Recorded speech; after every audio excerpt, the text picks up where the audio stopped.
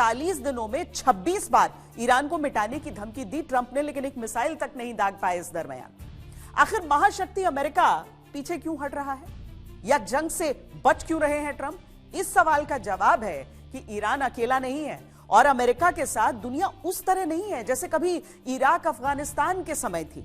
पर्दे के पीछे से रूस और चीन ने ऐसा अभेद्य चक्रव्यूह रचा है जिसे भेद पाना फिलहाल ट्रंप के बस की बात नहीं है।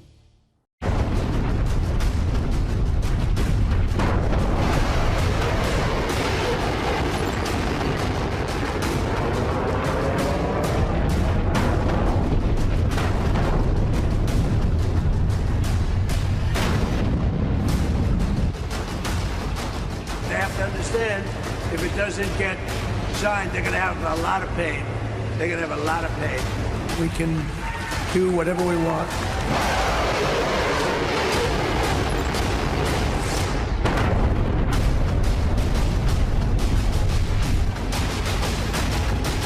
Big thing we have to do is we have to make sure that Iran does not have a nuclear weapon, because if they do, you want to talk about problems. Maybe early next week, a limited period of time. Because we can't let them have a nuclear weapon.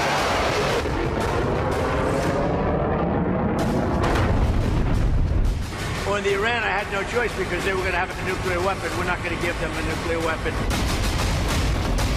I would go with the weakest right now. After reading that piece of garbage they sent us, I didn't even finish reading it. दुनिया की सबसे बड़ी महाशक्ति का राष्ट्रपति हर दिन कैमरे पर आकर कहता है कि वो ईरान को मिटा देगा, लेकिन नतीजा ढाक के 3 पार। ट्रंप एक मिसाइल तक दाग नहीं पाए। आखिर ऐसा क्या हुआ कि सुपर पावर अमेरिका के कदम पीछे खींच गए? क्या ट्रंप जंग से डर गए, या फिर पर्दे के पीछे कोई ऐसा अभेद्य चक्रव्यूह रचा जा चुका है जिसे भेद पाना फिलहाल ट्रंप के बस की बात नहीं है? 41 डेज में तो कुछ हुआ नहीं है।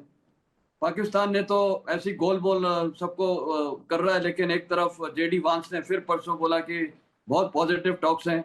लेकिन अभी तो जो ईरानियन सुप्रीम लीडर का स्टेटमेंट है वो तो बहुत साफ है कि हमारे एनरिच्ड यूरेनियम कहीं बाहर नहीं जाएगा, सिर्फ ईरान में रहेगा। तो इतने अगर हार्डलाइन स्टेटमेंट्स हैं तो इशारा तो एक ही तरफ जा रहा है, ये युद्ध होने की पूरी संभावना है। और क्योंकि अटैक पहले फिर इजराइल और अमेरिका ही करेगा, तो इनिशिएटिव युद्ध का आज उन्हीं के पास है। और ईरान भी नहीं चाहता है कि वो इनिशिएटिव ले, लेकिन अगर उसके ऊपर वार होता है तो उसका काउंटर वार बहुत तगड़ा होगा, और फिर ये किस डायरेक्शन पे जाएगा ये युद्ध वो प्रिडिक्ट करना मुश्किल है। लेकिन एट द सेम टाइम ऐसी स्टेज पे दोनों खड़े हैं कि युद्ध के अलावा मेरे को लगता है उनके सामने कोई विकल्प है भी नहीं।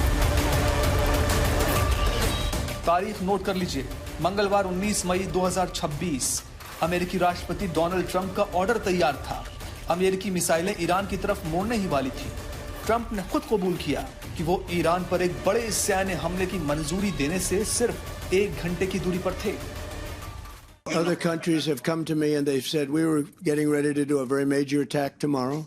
I've put it off for a little while, hopefully maybe forever, but possibly for a little while, because we've had very big discussions with Iran, and we'll see what they amount to. I was asked by Saudi Arabia, Qatar, UAE, and some others if we could put it off for 2 or 3 days, a short period of time, because they think that they are getting very close to making a deal. And if we can do that where there's no nuclear weapon going into the hands of Iran, I think, and if they're satisfied, we will be probably satisfied also.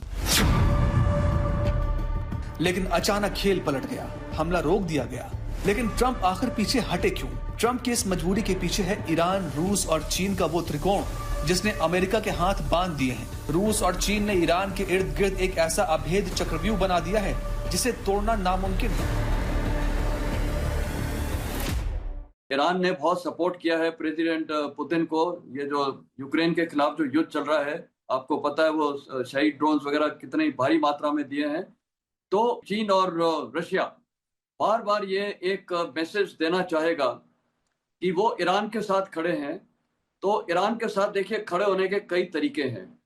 एक है direct military hardware देना, intelligence sharing दी जा रही है, satellite की images दी जा रही हैं, रियल टाइम इंफॉर्मेशन दी जा रही है, और रशिया से भी इस प्रकार ये छोटी छोटी मिलिट्री चीजें दी जा रही हैं, और यही चीजें हैं जो ईरान को और मजबूत दे रही है। ईरान को भी पता है कि हमारे पीछे दो देश खड़े हुए हैं, रशिया और चीन।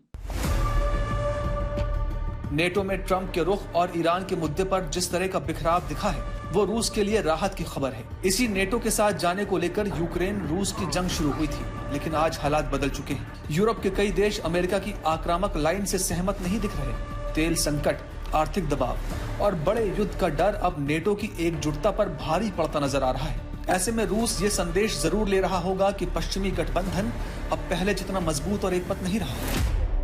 इस समय में जिस प्रकार से ईरान को लेकर नेटो में विरोधाभास नज़र आ रहा है, वो खुल के अमेरिका के साथ नहीं खड़े हुए। उन्होंने अपनी सेना भेजने से इनकार कर दिया, अपनी एयर बेसेस और नेवी को भेजने से इनकार कर दिया कि इनमें ईरान के लिए ज़रूर मतभेद है, क्योंकि आर्टिकल 5 के अंडर नहीं है। यूरोप इसको अपने लिए सुरक्षा और इकोनॉमिक कंडीशंस के विरोध मानता है। लेकिन जब रूस का सवाल आता है, यूक्रेन का सवाल आता है, तो यहाँ पर सभी नेटो देश इकट्ठे हो जाते हैं।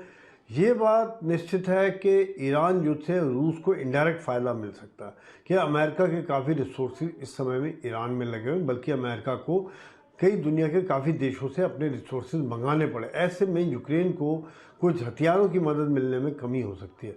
लेकिन जहाँ तक नेटो का सवाल है, मैंने जो इस प्रकार से देखा है कि रशिया के खिलाफ ये अभी भी एकजुट हैं। ऊपर से ट्रंप को अपने ही देश में विरोध झेलना पड़ रहा है।